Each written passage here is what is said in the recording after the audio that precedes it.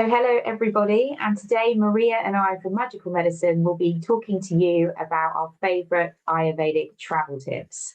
So, over the years, Maria and I have basically got ourselves a toolkit to travel with. So, every time we go on a long distance train journey, in a car, on an aeroplane, we're always taking these items with us because it really does make such a massive impact in our lives. Yes, definitely. And I mean, like, they're quite funny items, to be honest. Like, if I knew that I would be carrying those items before, I would be like, Yeah, I know, and it's these it's unexpected items that actually help you function and get straight. You kind of land, and then you're able to just get straight on with your day or your schedule. So for us, it's really important, and we've learned these tips through our Ayurvedic knowledge, and so they really do work, and they're especially great as you're kind of well, really for anybody who's traveling, but obviously as we are talking more about mature skin and some of the symptoms that maybe you have as you're kind of aging, then these travel tips are really great for you. So I'll start with my absolute favorite that I take with me is a little travel size bottle of body oil. So Ayurvedic oil. Now you can choose an Ayurvedic oil, or you can just have a normal cold pressed oil. If I'm going somewhere hot, I usually take coconut oil. If I go somewhere cold, then I take sesame oil. You can add essential oils to it. You can do what you like, really, but as long as it's like a natural, preferably organic version. And I take that with me wherever I go. And on the first night, when I get to wherever I am, or as soon as I possibly can, I will warm that oil up, and I will do a full body abhyanga, it's called, which is an oil massage. And I will massage my head, and I'll massage my body, and I'll massage my feet. And then I'll usually get in the shower and have a nice hot shower. And it really, really grounds me. It helps me with any travel anxiety, with any overwhelm. It helps me feel naturally tired, brings all my energy down. And so I would say for me, that probably is the number one thing that I travel with. yeah, okay, yeah, that's a great one. That's one of my favorites as well. And definitely do watch our session on traveling and Ayurveda, and then we explain why it's important to take those with us. We actually go into the qualities of different doshas and explain why Vata gets aggravated, and how to calm it down. And this session is more about the practical tips. So for me, I love traveling with a piece of ginger. And I often take just a fresh ginger with me. So, because sometimes I land late, then I don't have time to shop. But if I have some ginger with me, what it does, it helps to boost my digestion, and digestion naturally slows down. The digestive fire becomes weaker as we travel.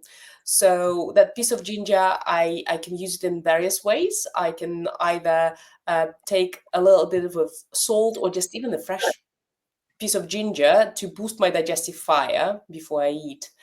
Or if I don't really feel well, then I can just make some brew, some tea with some lemon, and that boosts my immunity, and I feel better the next day. So that's one of my travel essentials is a piece of ginger.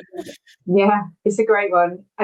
We said to you it would be a little bit strange, but Mm. actually it's such a good one. And I'm just going to follow on with digestion as well, actually. So for Maria, she's bringing the ginger, and then what I like to bring a little bag of mixed seeds. So I put in cumin seeds, coriander seeds, and fennel seeds. And what I'll do with that is I will make myself a herbal tea. And the reason I do that is because for me personally, when I travel, I get really bloated.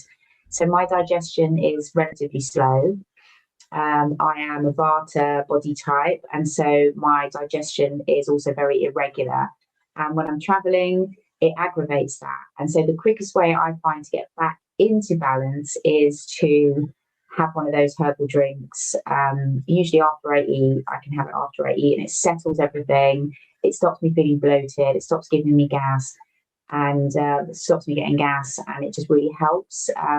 And then what I also add is I can also add some raisins in there as well, which we did talk about in a previous YouTube. But for me, that is amazing with the sweet taste. It really helps nourish my body after all the traveling. And it also helps with the elimination process. It's like a natural way to help you with a downward movement, so to speak. And so I have that. And you can also leave that overnight as well, and then have the juice in the morning. That's how I would do that. So I would leave that overnight and then just drink that in the morning. And that's another really great thing to do. And it doesn't take up much space in your suitcase either. I mean, there is a fly joining into the live. So I will follow on this one, because for me, I get so constipated as I travel, especially with age. Like, it was my pattern overall, but with age, it became quite, my constipation, it does get like in a way. And I always bring something to help my bowel movements. So it can be either, I mean, it's really weird to talk about it, but with Ayurveda, we basically got used to it. Yeah. So, Well, it should be weird though, because it's a natural thing. But we are a little bit funny about talking about it, but it's so important because many people suffer from this and they don't know what to do. I know, and it's also really awkward to talk about it, but I mean, it's really necessary, because in Ayurveda, and I think in many traditional medical systems, and I think in allopathic medical system as well, if you don't eliminate daily, then it's a sign of imbalance, because the wastes that are not eliminated, they get reabsorbed, and it's really important factor to look after. It's a sign of good health that the daily motions, at least once a day in the morning perfectly, but like once a day, is a sign of good health. If you're not going moving bowels once in 2 days, there's a mild constipation and so on. So for me, as I travel, my vata gets really aggravated, and my vata is generally imbalanced. So I tend to get constipated, and I carry with me castor oil or triphala. Trifla doesn't really work for me that well, because it's drying. It can be drying for me as I travel, and my age and vata aggravation, it's a bit too dry. But for some people, it may work. It used to work for me before in my 30s, early 30s. So when I travel now, I take some castor oil with me, and I mix it in the morning with orange juice. So I take like half a tablespoon of castor oil, mix it with orange juice, and have it in the morning, and then I will naturally have a bowel movement. I'm also a little bit fussy about, like it's the mentality, because the traveling, I don't like to go into someone else's toilet. Then when I'm in a new place, I have to adjust to that new place. And that, having that castor oil helps me go without, like, having this choice of, oh, like this toilet, this place is not clean enough or anything else. I will still go. And I think with the castor oil as well, just to say, because I've experimented with castor oil, and I think and it is it's very effective. And by that I mean you need to kind of test it a little bit first. So, for Maria, maybe half a tablespoon, because she's, like, as she said, she's got extremely dry.